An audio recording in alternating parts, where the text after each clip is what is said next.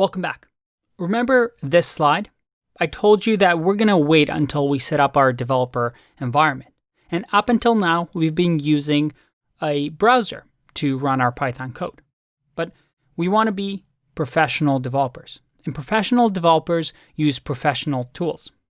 In our case, these are the main ones in the Python community right now.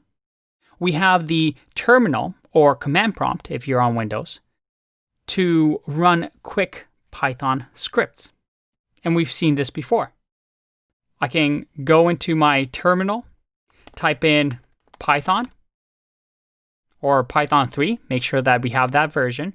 And then in here, I can just write any Python script that I want. I enter it, and I just run these simple scripts, and I can just exit like this.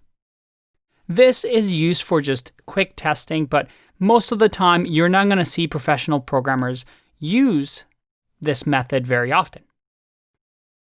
Instead, most of the time, we use something like code editors or IDEs.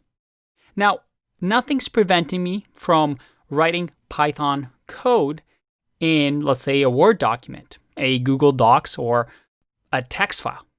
But the problem with that is that, well, it just looks like text. And when you make a spelling error, when you write improper syntax where it's not Python code, if I just write it in a Word document, it's not going to tell me any information. A professional developer needs some extra tools that code editors and IDEs provide that help us be more efficient with our code. And we're going to be exploring that over the next couple of videos. But what is a code editor and an IDE, and what's the difference? We're actually going to show you how each of these work, but a simple rule is that code editors are lightweight. They give you some really nice features like auto-completion, linting, which we're going to talk about, while IDEs are full-fledged environments. That is, they provide a ton of extra stuff in order for us to just write really good code.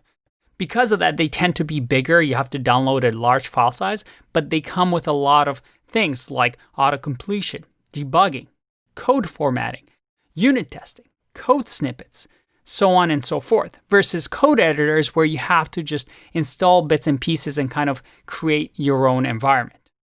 But enough talk, let's actually install some of these, and don't worry, at the end, we'll also introduce you to this idea of a Jupyter notebook, which is one of my favorites.